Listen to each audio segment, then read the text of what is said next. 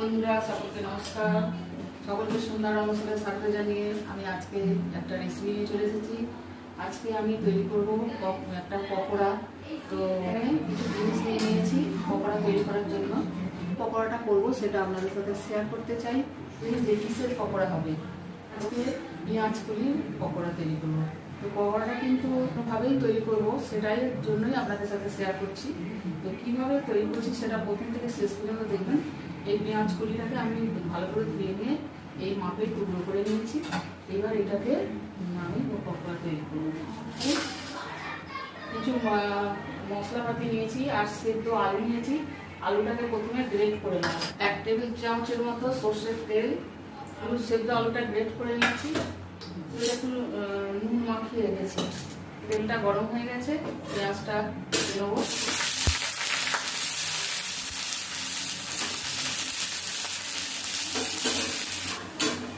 পেঁয়াজটা ভাজা হচ্ছে। এর নিয়েছি 3-4 চামচের মতো বেসন আর এখানে 2-4 চামচ চালের গুঁড়ি। তো এইটার মধ্যে আমি সামান্য চিনি, ঝাল লঙ্কার গুঁড়ো, জিরে গুঁড়ো, হলুদ গুঁড়ো, এখানে গোলমরিচের গুঁড়ো, আর এটা হচ্ছে ঘরে বানানো গরম মশলা, যে ধনে, জিরে, শুকনো লঙ্কা, সাজিরে গোটা গরম মশলা আর জায়ফল দিয়ে ঘরে বানানো গরম মশলা মধ্যে দিয়ে দিলাম।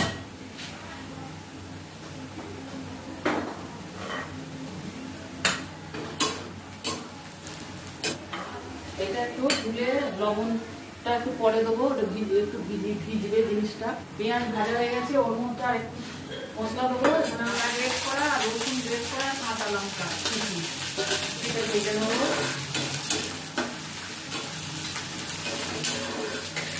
এর মধ্যে এই আলু গ্রেট করা এটা দিয়ে দেবো।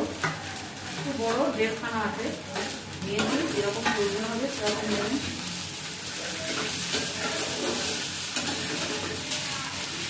এটা ওর সঙ্গে ভালো করে মিশিয়ে তৈরি করে নেবো। একটু স্বাদ মতো লবণ দিয়ে দিলাম।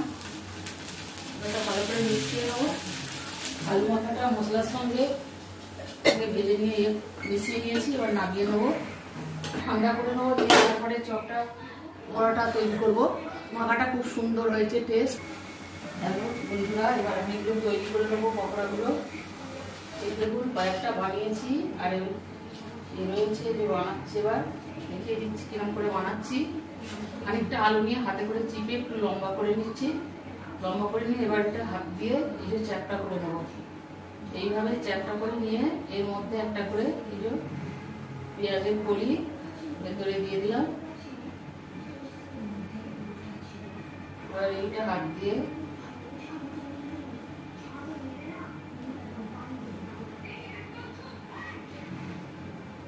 এবার এরকম করে হাতে করে পাকিয়ে নিলাম। এগুলো একটু আটা দিয়ে আলু দিয়ে ঢাকা দিয়ে দিলাম। এই যে কটা তৈরি হয়ে গেছে, তেল এখানে বসিয়ে দিয়েছি, গরমও হয়ে গেছে। এই কটা ছেড়ে দিচ্ছি। এবার বেসনটাকে ভিজিয়ে রেখেছি, এতে লবণটা দেওয়া হয়নি, এবার লবণ দিয়ে দিচ্ছি স্বাদ মতো।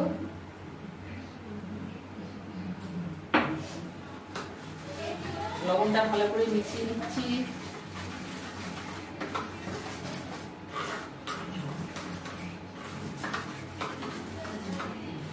এবারে তারপরে এর মধ্যে দিয়ে দেবো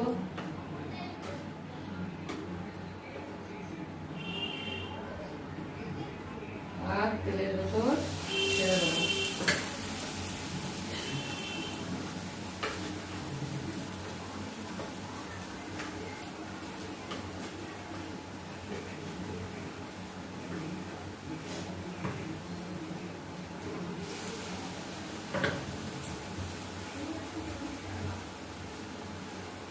এইভাবে সব কটা আস্তে আস্তে এইভাবে ভেজে নেবো।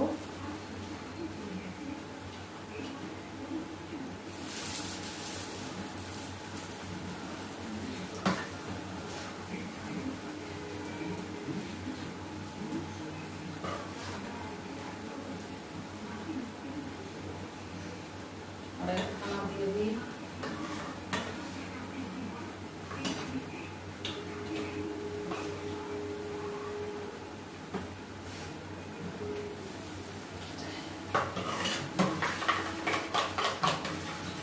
আর কটা তৈরি করে নেবো, ওটা তখন ভাজা হবে।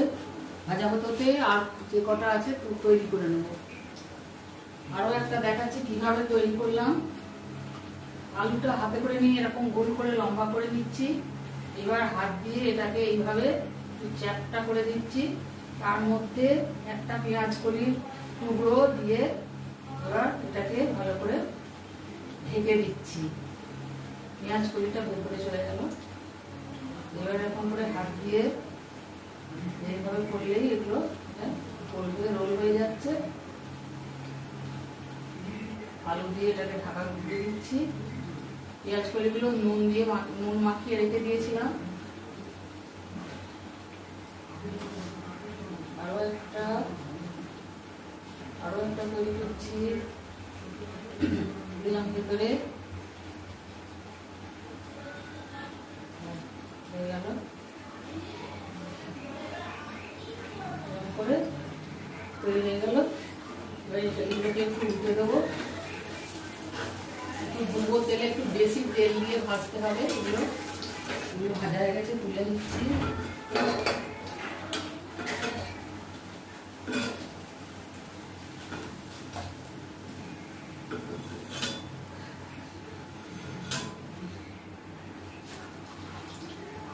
যখন সরু সরু জিনিসগুলো ফুলে মোটা হয়ে যাচ্ছে, আগেরগুলো তুলে নিয়ে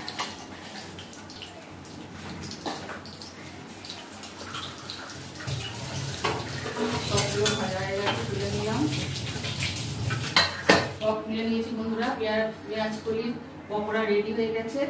এইগুলো সরু সরু দিয়ে করেছি, ওই জন্য এটা সেদ্ধ হয়েছে। আর এগুলো মোটা মোটা দিয়ে করেছি বলে একটু বেশি আলু লেগেছে, তার জন্য এগুলো ফুলে মোটা হয়ে গেছে। এগুলো দেখুন ভেতরে পেঁয়াজ কলিটা সেদ্ধ হয়ে গেছে। এই দেখুন দেখাচ্ছি, এই যে সেদ্ধ হয়ে গেছে, ছেদরে যাচ্ছে। তো এইভাবে বন্ধুরা করে খাবেন। তো চায়ের সাথে মুড়ি বা ভাত যে কোনো কিছুর সাথেই এই পকোড়াটা খাওয়া যাবে। দারুণ লাগবে এই পকোড়াটা। অবশ্যই একবার করে খাবেন। ভালো লাগলে অবশ্যই লাইক শেয়ার কমেন্ট করতে ভুলবেন না। সন্ধ্যা রন্ধনশালা চ্যানেলটিকে সাবস্ক্রাইব করবেন ইউটিউবে থেকে দেখলে, আর ফেসবুক থেকে দেখলে পেজটা ফলো করবেন বন্ধুরা। তো আর এই যে বাকি যেটা বেঁচে গেল কলিটা, সেটা ছোট করে টুকরো করে নিয়েছি। আর এখানে কিছু বেসনও আছে, এইটা আমি ছোট ছোট করে এইভাবে এইটার থেকে এইটা পকোড়া বানিয়ে নেবো। তো আজকে এই মতো রাখলাম। দেখা হবে আবার কোনো ভিডিও নিয়ে, ওগুলো ভেজে একই সাথে দেখিয়ে দেবো।